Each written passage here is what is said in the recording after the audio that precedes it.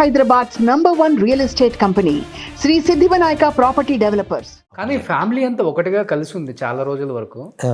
హరికృష్ణ గారు చనిపోయిన తర్వాత ఒక ఫంక్షన్కి ఏదో అటెండ్ అయ్యారు.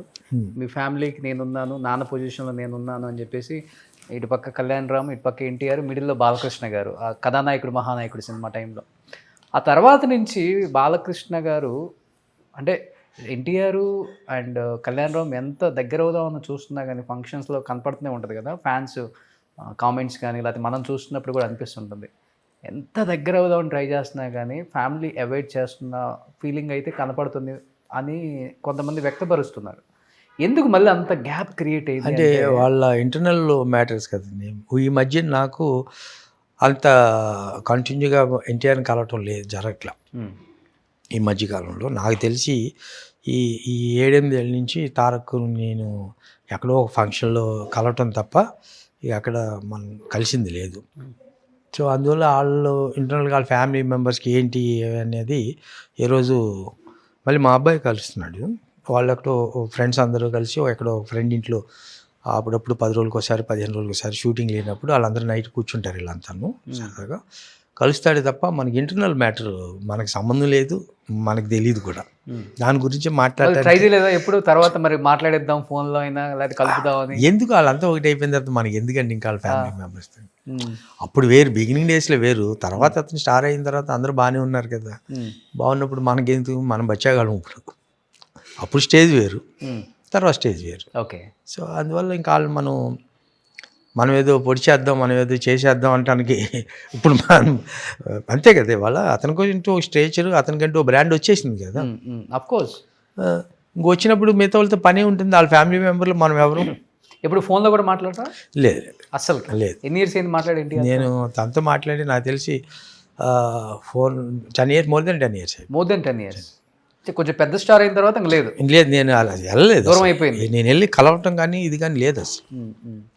కలవటం కానీ బర్త్డేలకు విష్ చేయటం కానీ మీ బర్త్డేకి విష్ చేయడం అయ్యేది లేదు. లేదు లేదు. ఓకే. అంత స్ట్రాంగ్గా అంత ఎమోషనల్గా ట్రావెల్ అయినారు కదా ఒక ఫ్యామిలీ లాగా. అంటే ఇప్పుడు తన పాత ఫ్రెండ్స్ కూడా ఎవరిని మర్చిపోలేదు. రాజీవ్ కనకాల, రాఘవ, ఇప్పుడు అతనిది మేము ఎక్కడ వైజాగ్ దగ్గర విజయనగరం దగ్గర షూటింగ్ చేసాం ఎన్టీఆర్ తోటి. ఆ షూటింగ్ టైంలో అక్కడ అతను బర్త్డే జరిగింది ఓ రోజు. ఆ రోజు షూటింగ్లో ఉండగా బర్త్డే జరిగితే మొత్తం ఎంటైర్ యూనిట్ అందరికీ బట్టలు తెప్పించి అతని చేతుల మీదుగా అందరికీ ఇప్పించే యూనిట్కి అందరికీ అతను బర్త్డే పార్టీ కింద. ఓకే. ఎన్ని కోట్లు పెట్టి తీసారు సార్ అల్లరి రాముడు?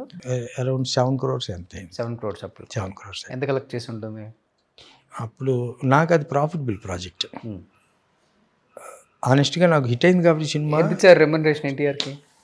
25 lakhs. సో అప్పుడు 25 lakhs తీసుకుంటున్నారు. అప్పుడు మరి ఆది సూపర్ హిట్ అయింది. స్టూడెంట్ నెంబర్ 1 సూపర్ హిట్ అయింది. తర్వాత మన సినిమా. ఓకే. కానీ ఎక్కడో జాతకం చూపించారంట, అది ఎప్పుడైనా సీఎం అవుతారు తప్పకుండా. అది ఆ సినిమా చేసేటప్పుడు అసలు ఇతను ఏదో స్పార్క్ కనపడుతుంది, ఏమీ లేకుండా గబుక్కుని కనపడదు. సరే ఒకసారి చూపిద్దామని చెప్పి ఆ డేట్లు టైమింగ్స్ అన్నీ తీసుకుని చూపించా. పాలకుల్లో మా ఊళ్ళోని చూపించా. ఇతనితో మనం సినిమా చేయించా, ఇతనితో చేస్తే మన భవిష్యత్తు ఎలా ఉంటుందో అతని భవిష్యత్తు ఏంటి అనే పరిస్థితుల్లో చూపించాను. ఓకే. అప్పుడు కొంచెం ఎక్కువ నమ్మేవాడిని. అంటే బాలయ్య బాబుతో 2 సినిమాలు చేసి ఉన్నాను కదా, అన్నీ టైం చూసి పెట్టేవాడు బాలయ్య బాబుది. సో దాని మీద చూపిస్తే వీరికి రాజకీయ యోగం ఉందని చెప్పన్నారు అప్పట్లో. ఏ సంవత్సరం చెప్పలేదు, ఏ సంవత్సరం అనేది కాదు, రాజకీయ యోగం ఉంది, వీటికి మంచి స్టార్స్ బాగున్నాయి, ధైర్యంగా చేయండి సినిమా అని చెప్పారు. ఓకే. సో అది మైండ్లో ఉండిపోయింది నాకు. కానీ ఎప్పటికైనా సీఎం అవుతారని చెప్పారా? ఉంది. రాజకీయ యోగం అంటే అదే కదా. ఓకే. రాజకీయ యోగం అంటే అయితే సీఎం అవ్వాలి తప్ప ఎమ్మెల్యేగా ఉండి ఉపయోగం ఉంటుంది, అవసరం లేదు కదా అతనికి. అవును. సో ఆ యోగం ఉంది. మరి అది ఇప్పుడైతే యోగంలోనే ఉన్నాడు. మీకు తెలుసు ఏ సంవత్సరంలో అవుతారని గురువుగారు? సంవత్సరం ఏం చెప్పలేదు, ఏ సంవత్సరం అనేది కాదు, ఇతనికి రాజకీయ యోగం ఉంది అన్నాడు. ఇప్పుడు సినిమాలో మరి సూపర్ స్టార్ అయిపోయాడుగా, నేషనల్ వైడ్ స్టార్ అయిపోయాడుగా. అంటే ఎలా తాత పెట్టిన పార్టీ నుంచే రాజకీయ యోగం? అది అసలు మనకు తెలియదు. మనం మామూలుగా మామూలు పంపించాడు. సినిమా ఇండస్ట్రీలో ఇతను సక్సెస్ అవుతాడా లేదా, షార్డమ్ ఉందా ఇతనికి, మన సినిమా చేయొచ్చు అనే దాని మీద ఊరికే ఒక ముహూర్తం పెట్టండి, ఏ రోజు మంచిదో సినిమా చేయబోతున్నాను అన్నా.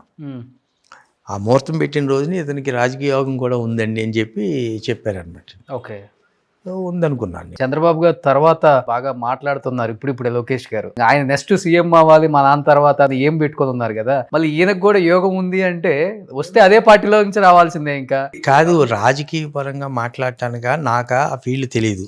ఫస్ట్ ఆఫ్ ఆల్ ఆ ఫీల్డ్ ఒకసారి రాజకీయంగా తిరిగాను.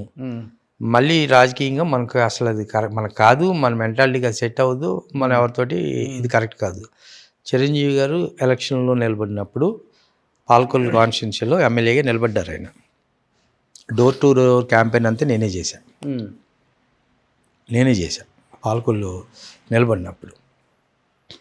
ఆ టైంలో చూసా రాజకీయం అంటే ఏంటి అనేది, ఇది మనకి సెట్ అవ్వదు. సో అలాంటప్పుడు దాంట్లోకి వెళ్ళటం కూడా నాలెడ్జ్ కూడా నాకు లేదు. అప్పుడంటే ఇది ఏదో అతనిది జాతకం చూపించాం, దాంట్లో ఒక లైన్ రాశారు. దాందేముందిలేండి సార్, రాజకీయాలు ఒక్క క్షణంలోనే మారిపోతాయి. ఇవాళ ఏమైపోయినాయి రాజకీయాలు? ఇప్పుడున్న రాజకీయాలు ఎలా ఉన్నాయి, అసలు ఈ పార్టీ వాళ్ళు వస్తేనేమో ఇటుపక్క కార్యకర్తల్ని లీడర్లని జైలుకి పంపించడం, కొట్టించడం, అటుపక్క వాళ్ళు వస్తే వీళ్ళు కొట్టించడం. పబ్లిక్ రేపు ఎలక్షన్స్ అనగా ఈరోజు డిసైడ్ అవుతున్నారు ఎవరు చేయాలనేది. మిగతా 5 సంవత్సరాలు ఎవరుంటే వాళ్ళ మీదే ఉంటున్నారు. ఒకరిని తప్పు పట్టడానికి లేకుండా పోయింది. అన్ని రకాలుగా డివైడ్ చేసేస్తున్నారు ఇప్పుడు, అన్నీ కమ్యూనల్గా, మతపరంగా, క్యాస్ట్ వైజ్ కానీ ఇంకోటి కానీ అన్నీ ఇది చేస్తున్నారు. ఉందా మీకు ఆ కోరిక ఆయన సీఎంగా చూడాలి అని? నాకు బాగా ఇష్టం కదా మీకు. ఎంత ఇష్టమైనా నాకు పర్టికులర్గా అతను చూడాలి ఇతను చూడాలని ఏమీ లేదు. ఎవరు మనకు బాగా పనిచేసేవాడు ఉన్నాడు వాడికి సల్యూట్ కొట్టడం బెటర్. అది ఎవరు అనిపించారు ఇప్పుడు బాగా పనిచేసేవాళ్ళు మీకు? ఉన్నవాళ్ళు నా మనసులో ఎవడుంటే బాగా పనిచేస్తారని చెప్పుకుంటూ ఉంటాం మేము అందరం కూర్చున్నప్పుడు. నెక్స్ట్ ఏమన్నా మళ్ళీ ఎన్టీఆర్తో డేట్స్ ఇస్తే సినిమా చేయడానికి రెడీగా ఉన్నారా? అంటే ఇవాళ నంబర్స్ మారిపోయినాయి రాష్ట్రం. ఇంత ముందులాగా వచ్చే నెంబర్స్ కూడా మారిపోయినాయి కదా. మొత్తం వచ్చే నెంబర్స్ కూడా మారిపోయినాయి, కానీ తేడా వస్తే మళ్ళీ అడ్రస్ ఉంటారు. ఇవాళ ఒక ప్రొడ్యూసర్తో ఎవరు సినిమా చేయలేకపోతున్నారు.